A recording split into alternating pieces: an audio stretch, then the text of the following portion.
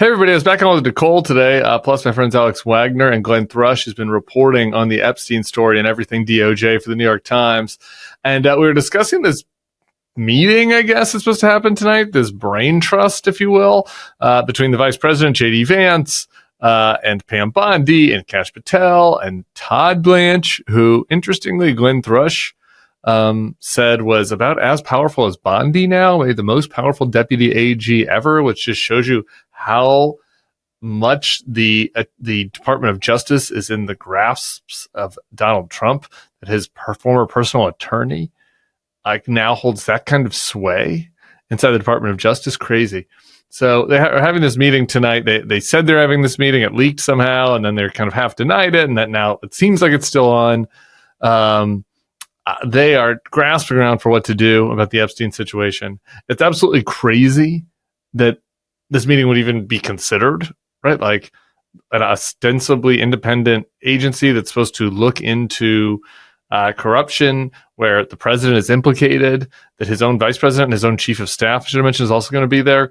They're going to be there directing, plotting with the Justice Department, the people whose jobs ostensibly should be to get justice for the victims of Epstein's myriad crimes, get justice for the country if there is any sort of insider corruption involved. The White House should be so far away from this, should be so independent from any of this.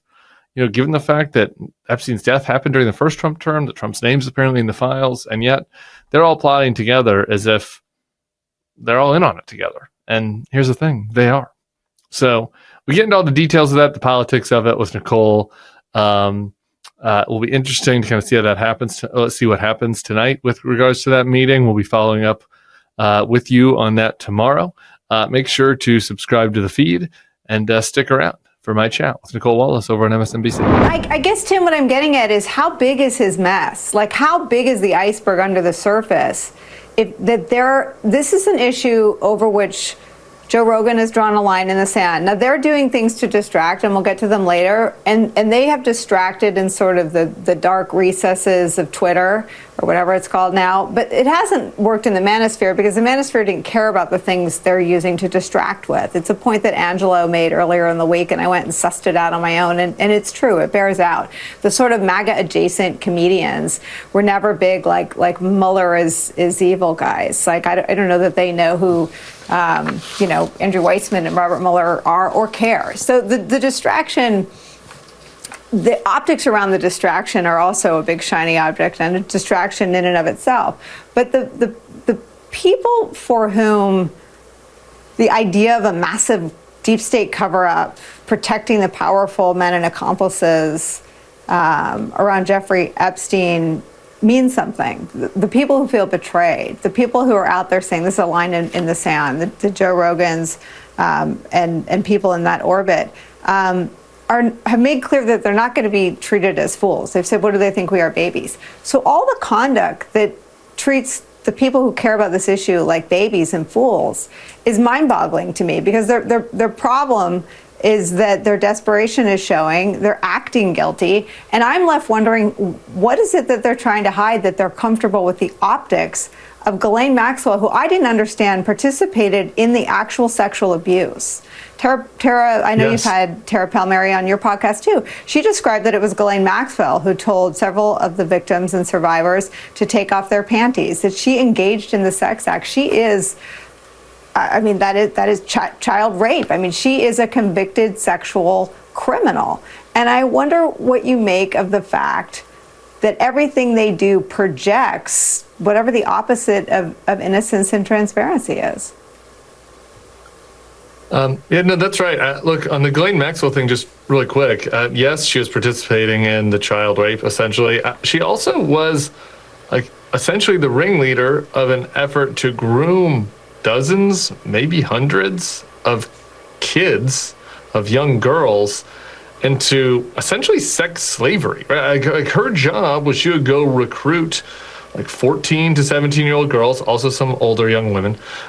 She would recruit these girls and have them come over to the house, sometimes participate in the sex, sometimes tell them what Jeffrey liked, and then would hold money over them, would hold threats over them to keep them in, his clutches, I'm sorry to use such a gross term, like for a period of time.